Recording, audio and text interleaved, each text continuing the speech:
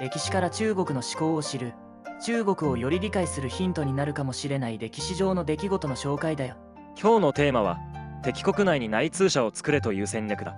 これは秦王政、つまり後の秦の始皇帝が立国を征服するためにフル活用した戦略だ。へえ、武力で征服しただけじゃなかったんだ。武力だけでは征服は簡単ではなかっただろう。事前に内通者工作があったからこそ征服がうまくいったんだぜ。じゃあ詳しく見てみようか。戦国時代、秦王政が即位した頃、すでに戦国支中の中で秦の強さは群を抜いており、楚など諸国は手を組んで何とか秦に対抗しようとしていた。合唱ってやつだね。そうだ、魏の秦領君、その春申君などリーダーシップのある指導者が各国の合唱を成功させ、秦と戦った。さすがの秦も一国で立国を相手にするのはしんどいか。そんな時に現れたのが後に秦の上将となる李氏だ。彼はもともとその下役人だったのだが、一年発起して重視の下で学問を収めた後、立身出世を求めて秦にやってきた。おう、あの明宰相李氏はもともとその人だったんだね。はじめ彼は呂不韋に仕え、その才能を評価した呂不韋は李氏を秦王政に推薦した。そして李氏は初めて秦王政に進言する機会を得ることができたんだ。李氏としては秦王政にアピールするチャンスだね。そうだ、そこで李氏が説いたのが、敵国に工作をかけ秦に味方してくれる内通者を作れというものだ。李氏は開口一番こう言った。ただ待っているだけでは好機を逸します。大きな功績を成就するには人の隙につけ込むのです。良心が咎めても気にしてはいけません。そして李氏は秦王政に他国に内通者工作を行うように進めたんだ。秦王政は李氏の策を聞き入れ、策氏に金銀財宝を持たせて他国に派遣し、各国の有力者に買収工作をかけ秦に内通させるようにした。哀愁に応じない者がいれば刺客を放って始末した。なるほど。こうやって敵国の世論をコントロールして秦に対抗しようとする勢力を弱体化させていったんだね。そうだ、その結果各国の国内の世論は割れ、合唱はもはや成立が難しくなっていった。秦領君は失脚して死に、春申君は暗殺されちゃったしな。この頃秦に対抗できる国力を残していたのは主に3カ国。秦に次ぐ第2の強国である楚、名将李牧と強大な軍事力を要する趙、そして東方の大国である清だ。ここでは趙と清に対する工作がどのような結果となったかを見てみよう。時の趙王遊牧王は安愚な王だった。そしてその趙秦に各界という人物がいた。秦はこの各界に盛んに買収工作をかけ、各界は秦に内通するようになった。漢を滅ぼした翌年の紀元前229年、秦は趙への攻撃を本格化。王翦が上軍の兵を率いて政権を下し、楊端は画家代の兵を率いて簡単に向かった。ところが趙は名将李牧と司馬将が奮戦。秦は苦戦を強いられる。やるな李牧。そこで秦は李牧を排除しようと各界から遊牧王に残念工作を行わせた。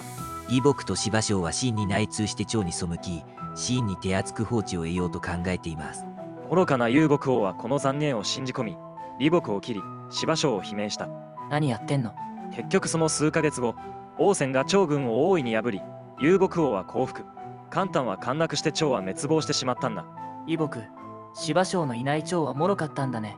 各界の内通がなければ趙もここまで簡単には滅亡しなかっただろうな。遊牧王は捕らえられて山の中に流罪となり、残念を信じて忠臣を処刑した自分の愚かさを嘆いたが、後の祭りだった。さて次は清国だ。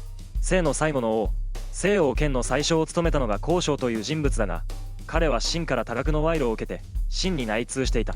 一国の宰相が敵国に内通しているなんて終わってるな。孔昭は秦の患者からたびたび賄賂を受け取り、多くの賓客を秦に派遣した。秦はその者たちにも多額の金を与えたので、清の賓客たちはみんな秦に内通するようになった。宰相一人だけじゃなく一大勢力になっちゃったんだね。彼らは清の国内で合唱を捨てて秦と結ぶように清を権に進め、秦に対抗する他国に対して援助を行わないように多感に活動した。その結果、清王権も秦は友好国であり、清を攻めることはないだろうと安心し、他国を援助しようとも自国の国防を固めようともしなかった。すごい平和ボケだね。趙や蘇が滅亡しても自分の国は大丈夫だと思い込んでいたんだからおめでたいよな。大丈夫かこの王様。まあそれだけ国内世論が秦の勢力に乗っ取られていたんだろうな。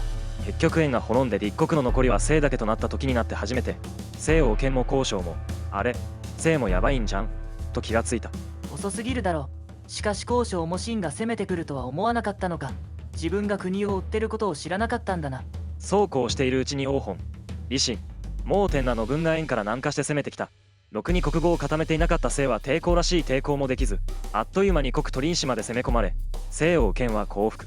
おやおや、でも一応同盟国だったから、秦王政は西王建をそれなりに手厚く扱ったの？いや、清王建は遠い場所に流され、最後は餓死したんだ。秦は血も涙もないな。というわけで秦王政取氏の作戦の結末を見てきたけれど、どうだった？武力行使の前にまず敵の国内に政治工作を仕掛けて、敵を弱体化させるという策が見事にはまったんだね。李氏はやるな。それまでは各国が連携して秦に対抗していたけど、秦の言うことを聞くべきだという国内世論が形成されてしまった結果、もう足並みが揃わなくなってしまったんだ。買収される方も買収される方だよな。完全に売国度じゃん。まあ、国政を担う人の中にも国の運命より自分の利益の方を優先するような人は残念ながら大勢いるってことさ。それにしても西洋の平和ボケっぷりはひどすぎるな。2000年前からこんな風に他国の世論コントロール作戦がされていたということがよく分かったよ。それでは今回はここまで。